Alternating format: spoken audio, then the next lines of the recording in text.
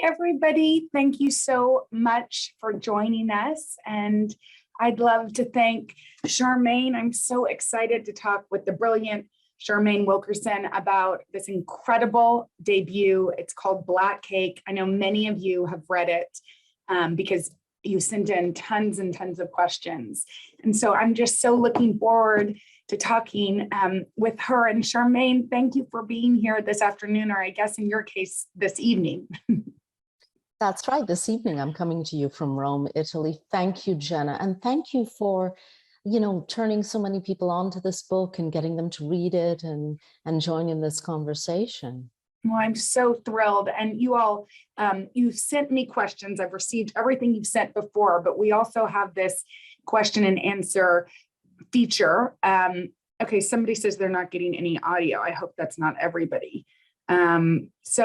But know that you can send in your questions. And I see that people, Charmaine, you'll be so happy to know people are joining from all over. And that makes me so happy. Somebody else is from Rome. I saw Richmond and Philadelphia, St. Paul, Minnesota, Maine. And so I'm just South Carolina. I mean, they just keep coming up. Long Island. So we're just so thrilled. And so Charmaine, before we get into the beauty and depth of this incredible book and get to so many of y'all's questions, talk to me about your journey to getting here. This is your debut novel, but you are a journalist. Have you always loved to write? Well, yes, I'm fortunate in that I've always been able to write and read for a living. But, writing for news, I worked in the news and then in communication for other people. It's very different from fiction. In fiction, you allow your mind to follow a kind of logic of the imagination, and you don't always know where you're going. So when did you decide, because you're right, to write a novel is a totally different thing. And so when did you decide, okay, I've done this work, I've written my entire life, but I want to write this book?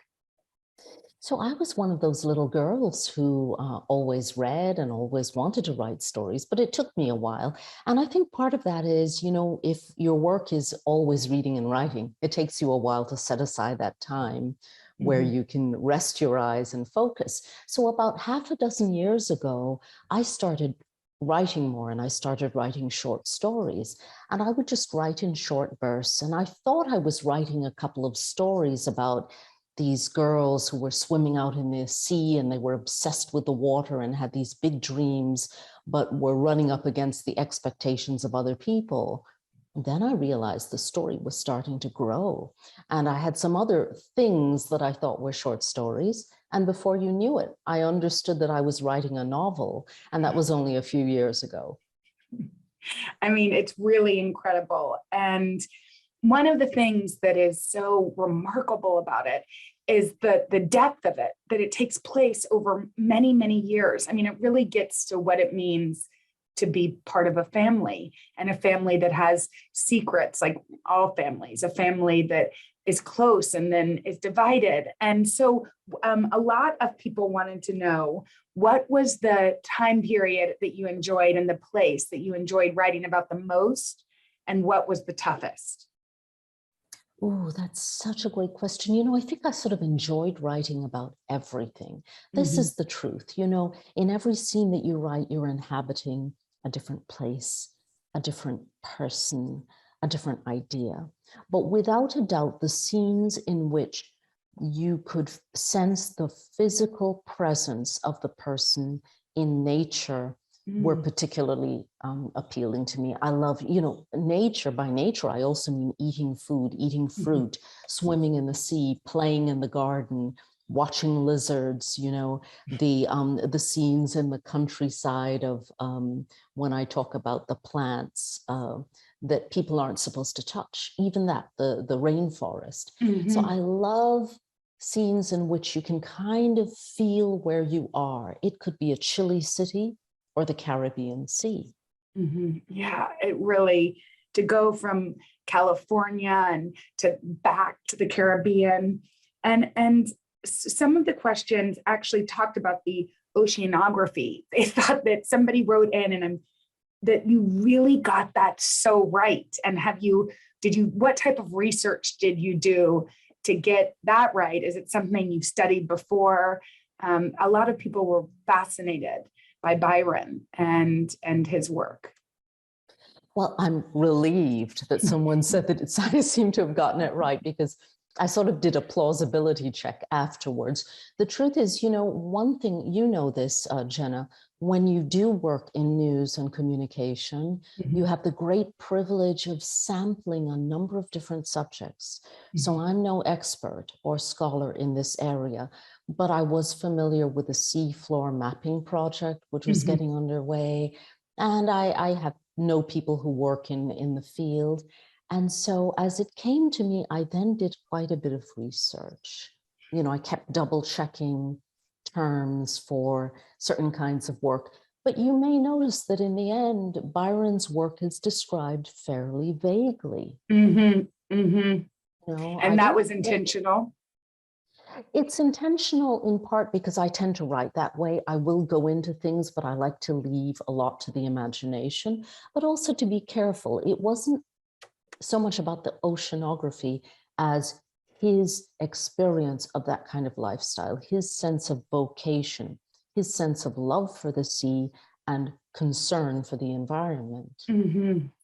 So I'm getting a lot of questions in the question and answer portion of this program. So thank you for sending it in. Let's talk about the places and Book Cook Look, Holly, who I don't know if you saw, we will talk about black cake and the recipe and all of that. But she actually, and tell me if I'm wrong, but she baked your recipe or a black cake recipe and then posted this beautiful picture. So I hope you've seen that. I did see that. And she's not the only one. People have been sending in photos and their cakes look a lot better than mine. Mine tastes pretty good, but they tend to be paler. I have to work really hard to get them so dark that they earn that name, black cake.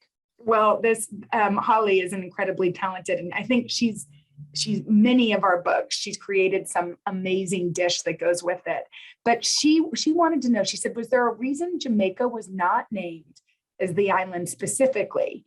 I travel there every year and have a special interest in books about location. I loved reading Black Cake. And I thought that was such a good question because I got some others about the place that we'll get into.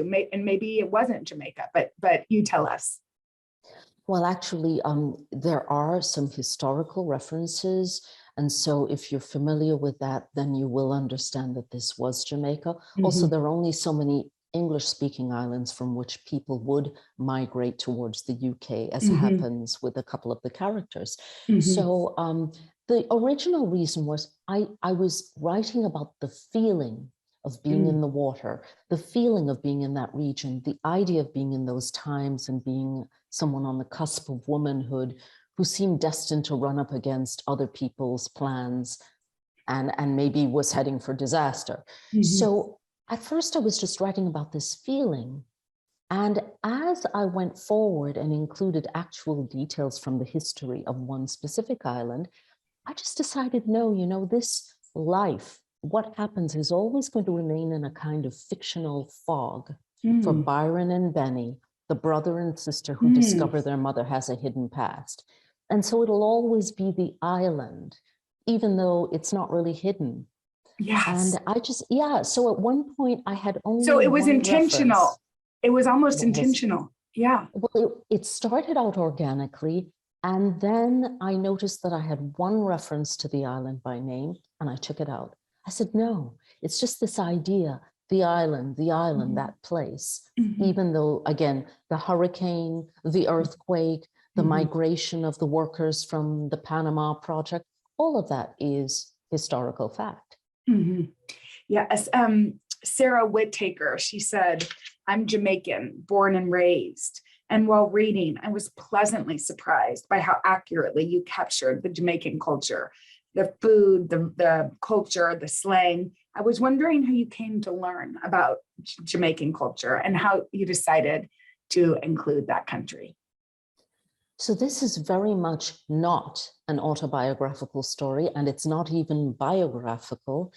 But I actually come from a family with a number of Caribbeans, and I, as a child, moved to Jamaica and lived there for a number of years. So I would say that perhaps I could not have quite imagined this had I not had those experiences. And so little details like the lizards snapping or a certain kind of food certainly would come to me. I mean, the cerasee bush, they made this horrid herbal tea from cerasee. Sorry, Sarah, but it was horrible. And I know about the cerasee bush because of having lived there. Other things, though, I researched. I did have to research. I was there as a child in a certain period, nothing to do with the actual fictional scenarios. Well, Pat Spence wants to know what tastes the best, plum pudding or black cake? I think it really depends. They're slightly different flavors, even though they're connected. I think the plum pudding is made with brandy, and the black cake or rum cake, or plum pudding, as some people call it in the Caribbean, is made with the rum and a lot more dark brown sugar. So the taste is earthier, and it's just a different kind of flavor. I like the black cake, but if it has sugar in it, I'll probably try it and enjoy it anyway.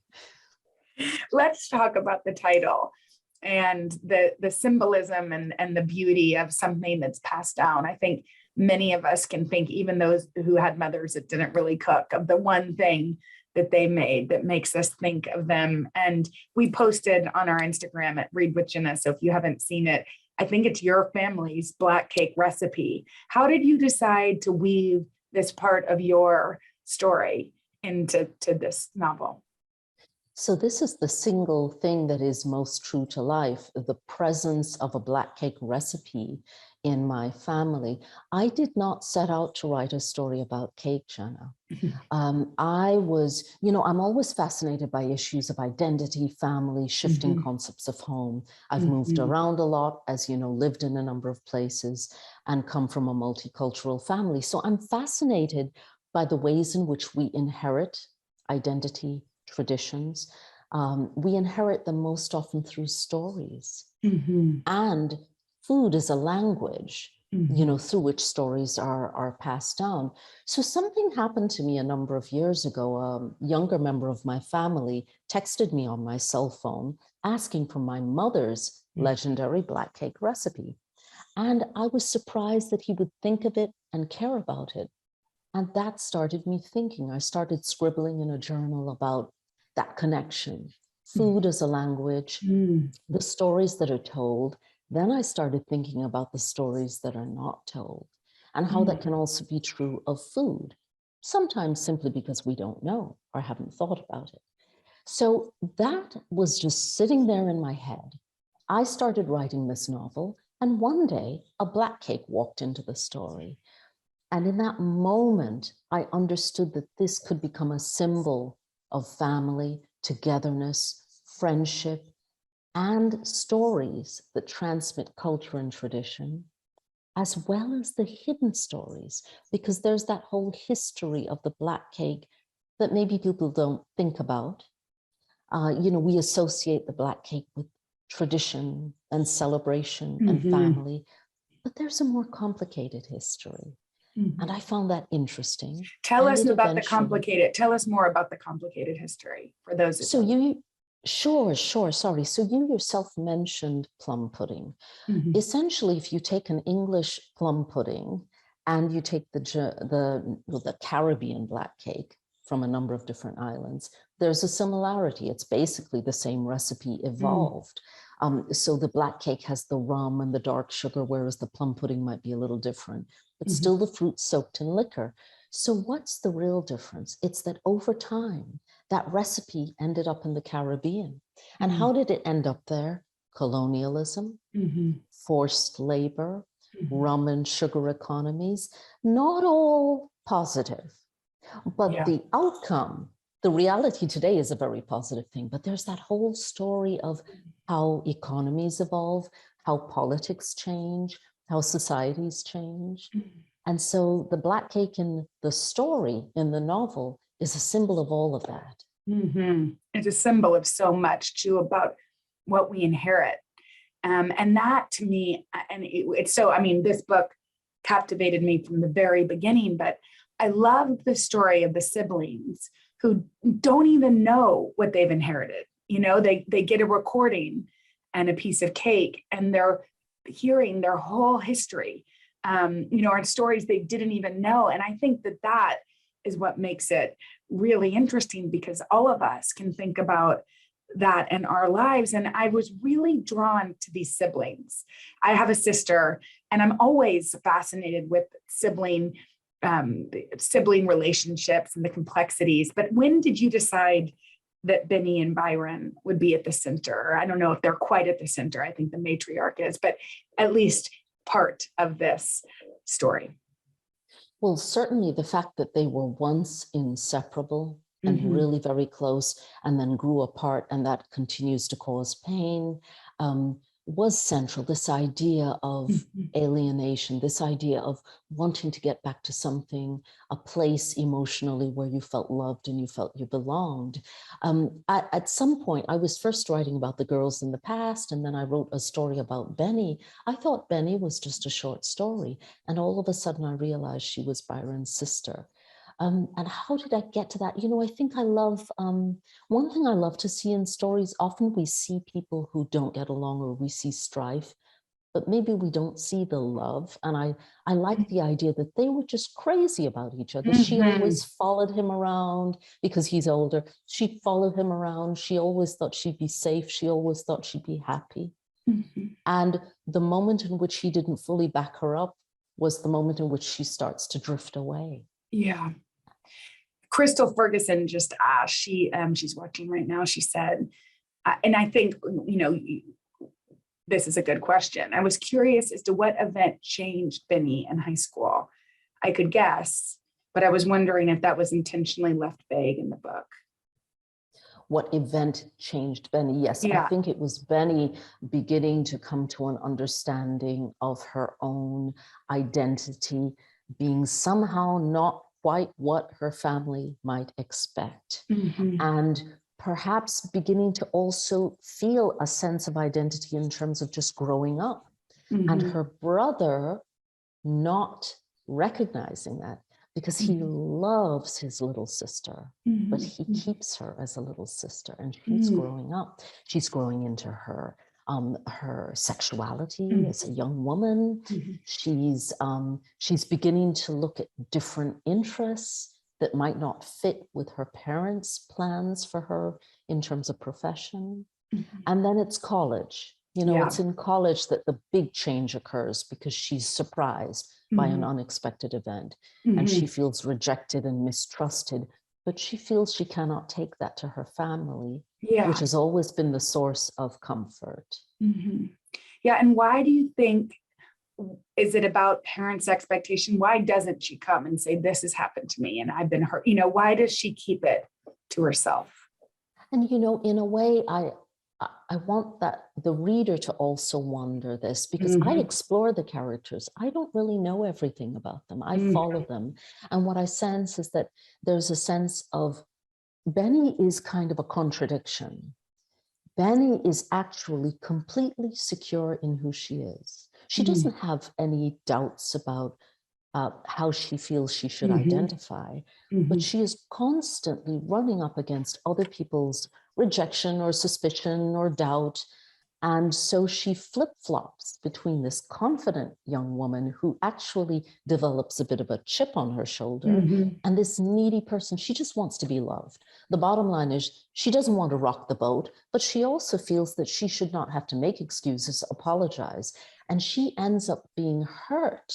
She ends up being rejected and hurt. And it's almost as though she just doesn't want to share that.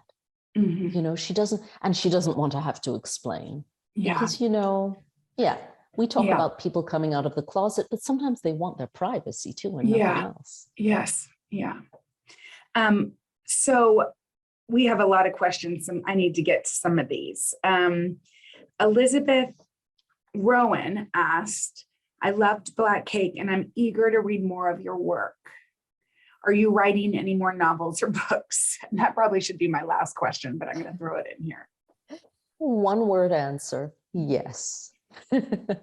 Are you Just writing? yes. Do you feel like you need, a lot of the writers that we have the privilege to speak to feel like they need to sort of live, and this is actually Hoda and I were just speaking about this. Don't you feel like you have a rite of passage? You know, you're graduating from high school and everybody wants to know where you're going to college, or you know, are graduating from college and what are you going to do with your life? And it's hard to sort of live in a moment just based on how fast our culture moves.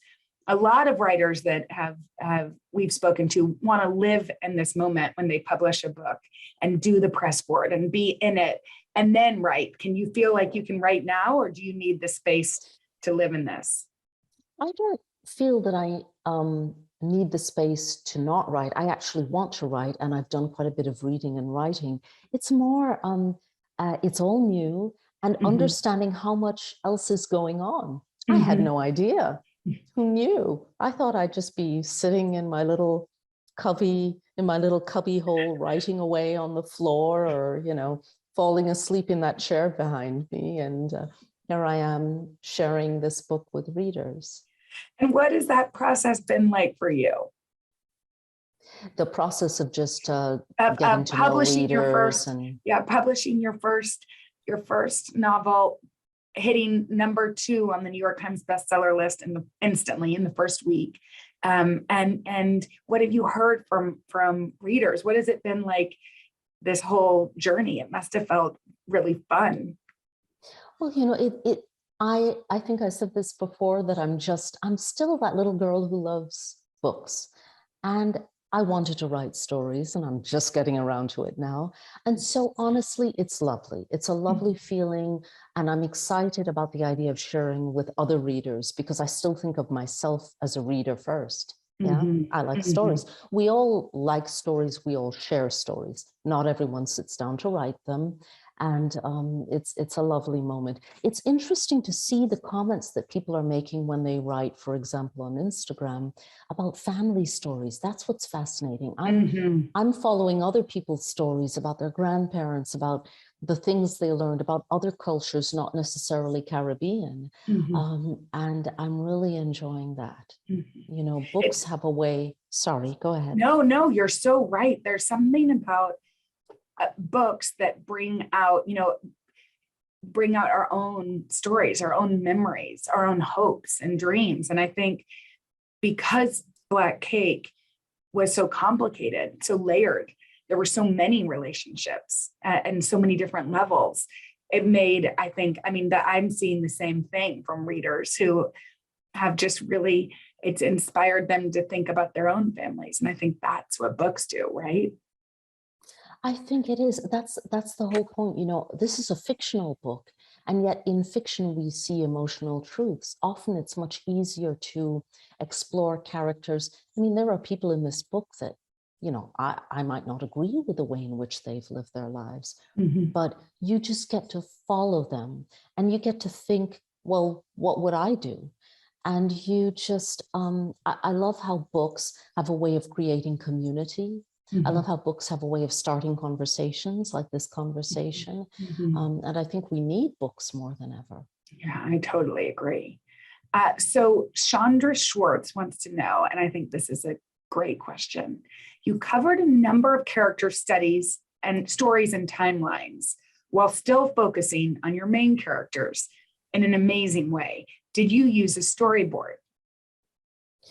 No, I just wrote scenes, you know. I tend to do that naturally. I tend to just sort of spit out. It's probably not a very pretty verb, but that's what I do. I just sort of spit out a scene and throw out another scene, and I just file them away. And I think they're stories, or I'm not sure what they are. When I realized I had the novel, I began to see the whole thing like a wheel or a pie chart. And so I saw How it did in you my connect? head. How did you connect everything? Like, was that a major editing process? How did you connect all these short stories? Well, let me try to answer that by giving you a kind of a metaphor or an example. Let's say I ask you, oh, where did you get that shirt? And you say, down at that boutique, the place around the corner, fine. But there's a whole other thing you haven't told me about the place around the corner. How you were around the corner and then you stopped for coffee and you met a guy and then maybe you married that guy. And, that's just an example. You have the whole story in your head, but you're just addressing that part. So what happened to me was I had this story growing in my head and these lives would just walk in the door. A lot of these scenes were really, they seemed to not be connected, but they were already connected. I just step into the world or follow the character and pick up another part of the scene. Now, when I thought I had a nice book written, I had the pleasure of meeting a wonderful publisher who then helps me to polish this, because there were times when a reader would say, yeah, maybe you can put 3 short scenes together so that other readers can just sit with that person for a while longer. So in answer to the question about storyboarding, the things that I did that were physical were, I just put away files. I then ended up with a table of contents in which I reminded myself of the first line of a chapter, what was going on in the chapter. I used Scrivener, which is a software program where you can actually visually see things. It's not quite a storyboard, but I didn't write in that program. I loaded things in and I eventually abandoned it and just went with the draft. And this is what I use. Okay. Don't even try to read my handwriting. I think it said that, but this is what I do. I take a notebook, I start drawing diagrams and I connect one character to another. I say, double check the year. Is this age actually correct? If this person is here, how old will they be in another year? So I began to do a lot of that. Which you must have had to, because it was over such a period of time and multitude of places. You've mentioned several times how much you loved to read, and multiple people have asked this, so I have to get to it. When you were younger, who inspired you? What authors, what writers, what were some of your favorite books? Well, I read a little of everything. I mean, including the Nancy Drews. And I still remember my very first book gift. It was Richard Scarry's Picture Dictionary. But there was a book that I really loved that you won't really find in print easily. It was written by a famous storyteller from Jamaica. I moved to Jamaica as a child and lived there for a while. And this storyteller was still alive. Her name was Louise Bennett. And she wrote a series of stories based on this, on the Anansi folktale character. It's sort of a West African spider god.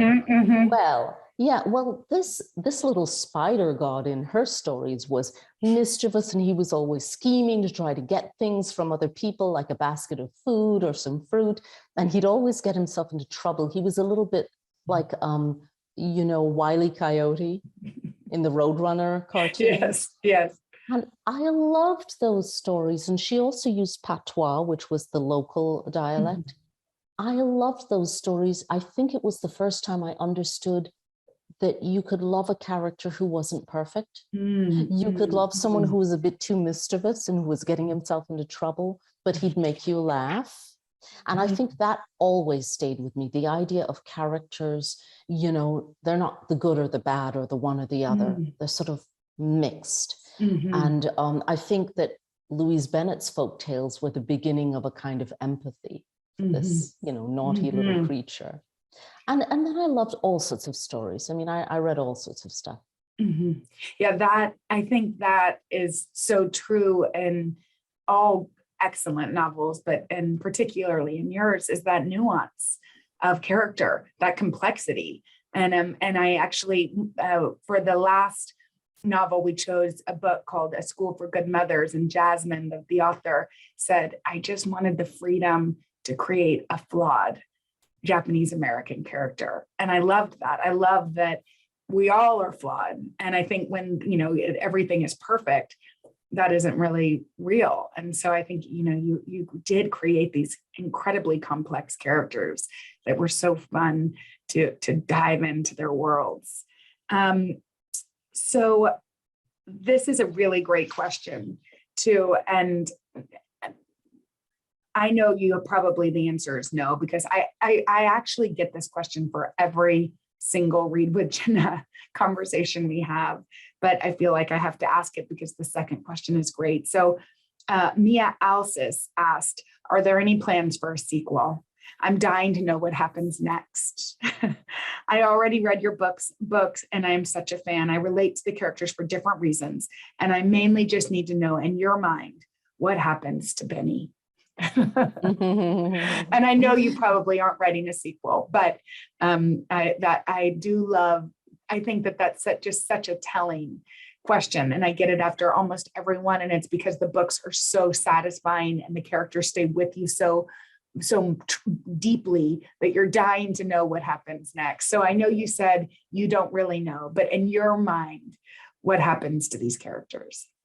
Well, in my mind, as they are at that last scene, we're already into 2020, and they've managed to extract a promise from Etta, remember?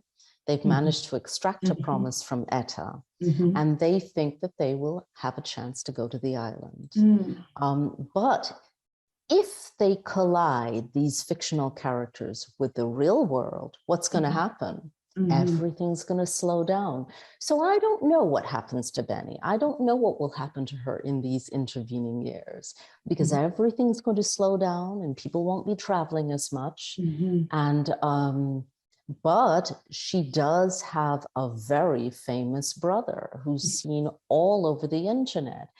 And I think it's interesting that in this story, there are a couple of characters who are seen on social media, and sooner or later, someone might see them. That's all I'll say. And yes, the answer to the first question is only no comment. Not necessarily no, but no comment. No, I'm not saying I am. I'm not saying I'm writing a sequel. I'm just saying no comment sort of sounds like a yes. You just don't know. Never say never. Yes. Well, the no comment leaves me very satisfied.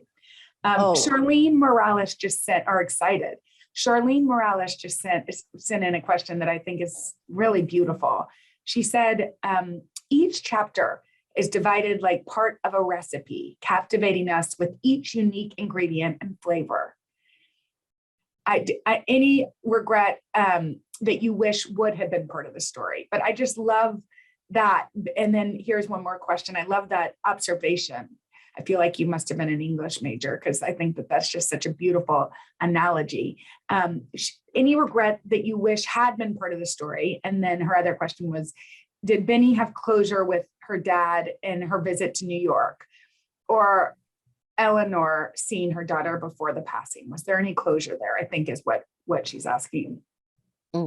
First of all, I agree with you, Jenna. That's really beautiful, Isn't that Charlene, beautiful? the way you said that. Yes, yes. I leave things as they are. I would rather leave the rest to the reader's imagination. I think that Benny does have some sense of closure when she realizes that her father was following her. He didn't, when he was trying to keep tabs on her. Yes. And it's like an affirmation he cared. Yeah. There's an affirmation that he cared. But, there was a lot that didn't work out the way she hoped. And same thing with her mother. There was some communication there. I think the closure really is after the fact, where she and Byron are going through this journey of discovery, because that's what this novel is. It's a journey of discovery, in theory, about their family's background, but it's really a journey of discovery about themselves, what shape their relationship will take in the future, how they will live. And do you, in your mind, see them as returning to the closeness that they once had? Well, we'll see. There's no doubt that they care about one another. And I think that I think they're on the way when the story ends. Yeah, you see a glimpse of it for sure. Let's talk about the fact that this book is being adapted into a television series. Is that right, with Hulu? That's right. Does that feel wild? Yes, and you know, it's early days yet, so I can't say too much, but I will say that it's really wonderful to think of the people, the other creative people who are Yes. involved and who are going to, you know, have an opportunity to interpret the story as well in their own way. So, was it Charlene who asked about the sequel? Mhm. So maybe there's no, we don't know if there's a sequel in prose form, but watching a series does, you know, having a series does give you a chance to sort of explore different dimensions, and maybe Mhm. Charlene will enjoy that one. Mhm. I mean, I think everybody really will. And are you writing the screenplay or are you letting somebody else? I probably just, are you advising or what did you decide?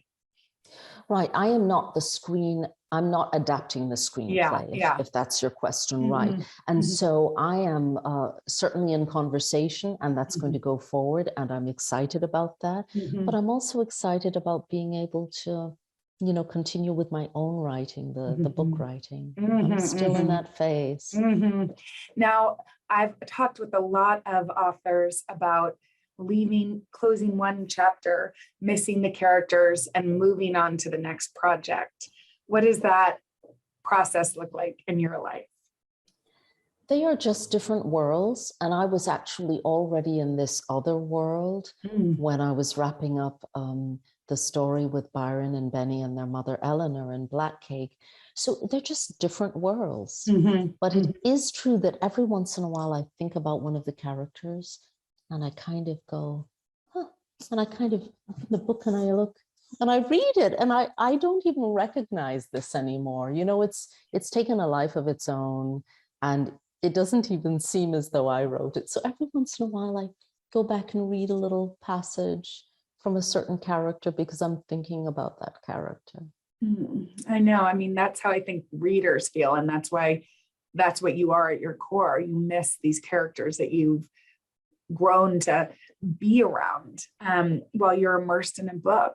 So a lot of people wanted to know about what the catalyst was for the plot idea. You talked about, writing the sort of separate stories, but how did you come up? This is from Iana. How did you come up with the plot idea about the will, about the identity switch, which we really haven't covered, but we can. I sometimes get nervous about too many spoiler alerts.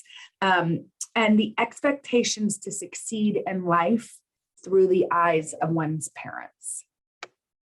You know, I did not set out to make it about that, but certainly the idea Mhm. of the conflict between how we feel we should be living our lives as individuals and Mhm. how others feel we should live our lives. Mhm. That conflict was there from the very start because you had those teenage girls on the cusp of womanhood Mhm. who were exceptional young ladies, as they were described, young ladies throwing themselves into the sea, obsessed with the Mhm. water, you know, Mhm. coming home completely covered in salt, swimming in storms, and determined to carry forward that life. That was part of their identity, this Mhm. connection to the water and to Mhm. one another as friends. Mhm. And so it sort of started there, this idea of what if this is who you are and you know it at your core? What happens? Well, in the case of one of them, there's a conflict, Yeah. and it sets her life off on another path. Mhm. But who she believes herself to be at the core also helps her to overcome these obstacles. So it really sort of grew from there. You know, at Mhm. some point I understood this, that if that happened, it would lead to secrets in the future, you know, Mhm. and there was a murder. Mhm. And also once I realized that I was writing a multi-generational tale about two different groups of people, but who were connected, then there was this idea of all the things we inherit, what if we also inherit that? The idea of feeling that you are one person, but having to deal with other people's opinions of you. It happens in life all the Mhm. time. Other Mhm. people's expectations, their stereotypes, their Mhm. prejudices, their Mhm. hopes. You Mhm. know, Mhm. Benny and Mhm. Byron had parents who loved them, but they had their own views of how their children needed to live. Mhm. Yeah, I mean, as you're speaking, I'm thinking about all And I hope all of you have read this, because one of the deliciousnesses, if that's even a word, of this book, the richness that is that there are, and I find myself to be sort of like a detective where I'm like, oh, I know who this character is. I know what's going to happen here. But there's such beautiful little surprises at each, at each part of the book that you kind of can't see coming. And I think that, and when you speak of the murder and some of these other plot twists, and like at the soul of it, it's all about these characters who are just trying to be themselves, live out their lives. And I think that that's really interesting, because it's not quite a mystery, but you are kept guessing. And so I guess, and it's not really a question, but that's why I think it's really been such a terrific seller, is that it is genre bending in some ways. Like I have never read anything like it, I guess is what I'm trying to say. Do you feel that? Do you feel that from readers? I mean, I can't be the first person saying that, because it's literary fiction, but there is a little bit of a mystery in there too. Well, people are saying that, and well, it's just fun to hear, because you can certainly, when you want to get someone to publish your book, you think of how you would bill it. But it was interesting that the people who are working on the screen adaptation right away said this is a family drama with a murder mystery. I never thought of it as a murder mystery. Mm-hmm. I thought of it as a family drama with a murder, which happens to be a mystery. It was just slightly different in my mind. And the truth is, I knew there was a murder early on, but I didn't know who did it. I mean, I suspected. I was like the reader. And all of a sudden, one day I was just doing something else. Who knows whether it was laundry or paying a bill. And all of a sudden I went, I literally did that, thereby cementing my reputation as an eccentric. But I literally did that and ran to the computer and went, there you go. And that became the rest of the story of the murder. But this is not a story built around a whodunit. There happens to be this thing, but later you learn something about how it happened. Well, and that also. Those are the little twists, but even, there are several little twists. And again, I get worried that people will see it, but friends reuniting, for example, or, there's moments that you don't necessarily expect. And then you start reading, you think, oh, that must be her, and I think that's what I'm saying, where there are these beautiful little moments, some of them more mysterious than others. And that I think is really special in this book, really special. What a lot of people were wondering about the process of writing. You've talked a lot about it, but how long did it take you to write this book? How long did it take to edit it? It seems like it, and then another character, Anissa, who's one of our favorites. Anissa said, did you lead your characters or did they lead you? So I think the process is interesting to a lot of people. It's an excellent question from Anissa, and the answer is they led me. I'll come up with an idea. It's so different from the kind of writing that I have always done for news and communication. And that's part of why it really feels very free, because the imagination follows its own logic. I never sit down and say, today I'm going to write a story about so-and-so. And I had to follow these characters. But then you get to the point where you say, okay, I need to do research. I read several books that were mostly fictional books, but also nonfiction, read articles. And then I'd say, well, isn't that an interesting detail? And start writing. So even the research led me. I thought I was checking facts. And then sometimes I'd see something in research and that led me somewhere. And what about the process, the time it took to write the book? This is from Martha. Yes, Martha, I think it took about as long to revise the book as to write it. I look at my files and I have files in 2018, but I also pretty much finished this in 2018. And then in 2019, I was rewriting. And in 2020, I was revising. So it's true what they say, that sometimes the revisions take as long as the actual drafting of a story. Well, it's beautifully revised. And I did the same sort of thing you were saying as we were sitting waiting for this to begin. I started scrolling through and rereading. And it's almost like poetry. I mean, your writing style is just spectacular. And I can't wait to see what you're going to write next. Do you have any sort of idea on timing of how long we have to wait till we get your next book? Oh, I'm not going to make the mistake of making a commitment like that, but I will say I'm working on something, and I'm just so thrilled that I've really been blessed in life in finding the publishers I'm working with, and my agent, and they love books as well. And so I'm excited because I'm working on something new, but I won't give you any dates. No, nothing. Okay. So the one other thing that everybody keeps asking is if we can get the black cake recipe. I think we posted it to the Read with Jenna Instagram. Is that right? So everybody wants your family's black cake recipe, but I'm nearly positive we posted it. So if you go to Read with Jenna on Instagram, and I don't know if you put it on your Instagram as well. Yeah, I have not. I know you did. What it is there's a book club kit. Yes. And it's not my family recipe, it's Eleanor's recipe. Eleanor's family recipe. Eleanor Bennett's recipe, with the quantities filled in, most of the quantities. And she has shared this information with us, and it is in the book club kit. So I'll double check because I know it's out there. I know somebody said it is posted. Something. And in the chat, somebody posted the link to the Instagram. I can't really see the chat as much as the question and answer, but I'm seeing that a lot of you are writing here too as well. So thank you. And before we let you go, and I just so appreciate everybody's time, what should we be reading? What are some of your favorite books that you didn't get to recommend the books on the show? So I think everybody admires your writing so much. What would you recommend we read? Oh, thank you so much.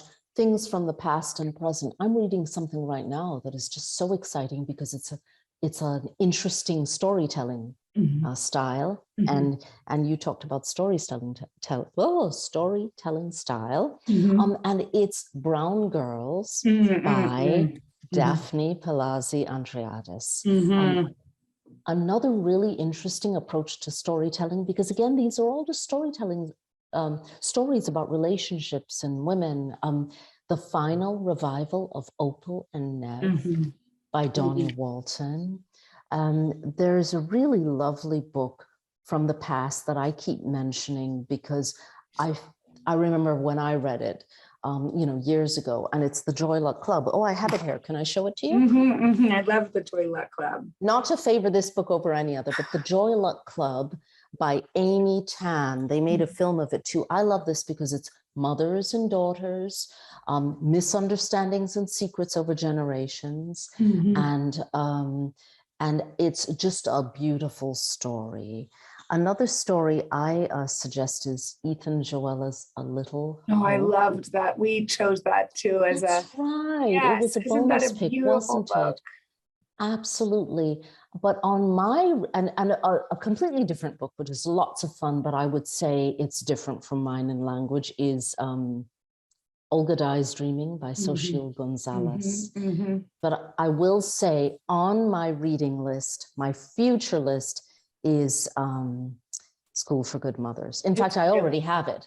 I already have it. I just have to get through my TBR list. It's really wonderful. It's complicated, but it's really, really a wonderful book. And I'm excited because tomorrow we're announcing, I can't believe February's over. I know tomorrow's the 1st of March, and so we're announcing. Oh no! I know, we love our romance is over. You're leaving me for someone else. It is not over. All of you, I'm sure, will be following your lead. Everybody is still reading your book. We see it posted everywhere. It's still selling so well. Everybody will be admiring you and can't wait to see what you're going to do next. But yes, we're announcing our next Read with Jenna pick tomorrow morning. But I just want to thank you for everything, for being such a wonderful, lovely part of this club, and for writing just a brilliant, brilliant book that brought so many people so much joy. Well, thank you. And thank you to everyone who's been writing in the chat and taking part in the conversation. And there we go. I have one more book for my to be read list starting tomorrow. Thanks to you, Jenna. I think you'll enjoy it a lot. Thank you, guys. And I'm sorry I couldn't get to all of your questions. It's so heartwarming, because the amount of questions that people wrote just shows how much this book resonated with so many. So again, Charmaine, thank you for being a beautiful writer, somebody that we can't wait to read more from. And thanks to you, Jenna. It's been wonderful meeting you, and thanks for sharing my book. I hope to meet you in real life when you're back in New York. Yes. Okay. Yes. All right. Thank you, everybody. Thanks, everybody. Bye-bye, everyone. Bye, everybody. Thanks so much. Take care.